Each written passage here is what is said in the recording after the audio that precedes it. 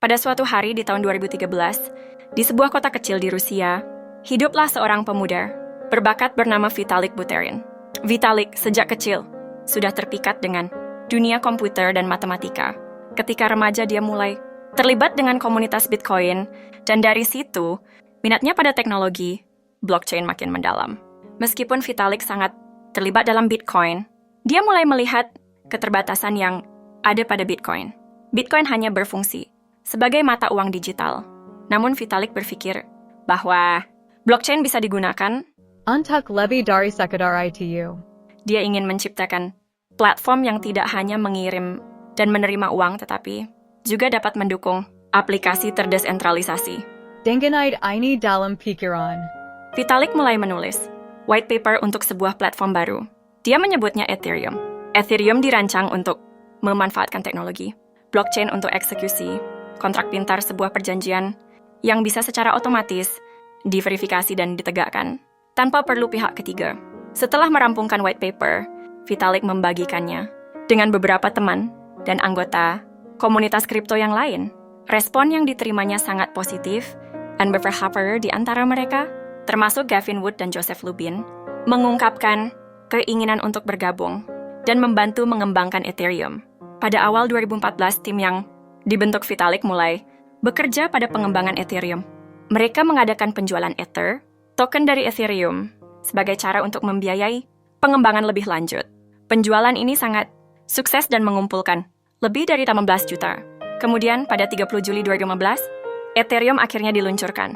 Vitalik dan timnya menyaksikan saat jaringan Ethereum mulai beroperasi.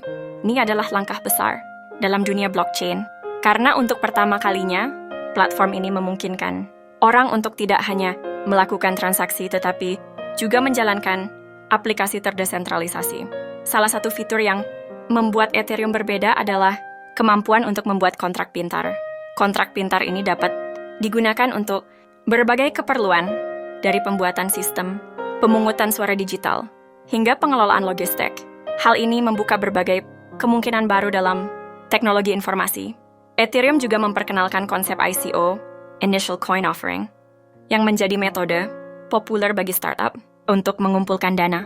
Melalui ICO, banyak proyek terdesentralisasi baru berhasil diluncurkan, memperkaya ekosistem Ethereum. Namun bukan tanpa tantangan.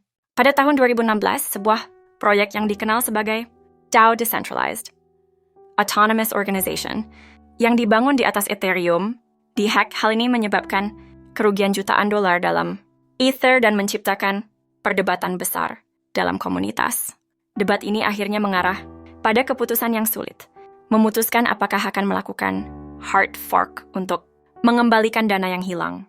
Hard fork ini kontroversial, tetapi pada akhirnya, Yang menghasilkan pembagian chain menjadi Ethereum dan Ethereum Classic. Meski demikian, insiden itu tidak pertumbuhan Ethereum justru platform ini. terus berkembang dan menjadi lebih kuat. Pengembang terus menambahkan, Fitur baru dan meningkatkan keamanannya.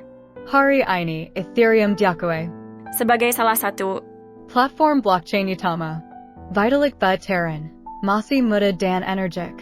terus Memimpin pengembangan lebih lanjut. Ethereum telah menjadi platform yang tidak hanya mendukung transaksi keuangan tetapi berbagai aplikasi terdesentralisasi dalam berbagai sektor.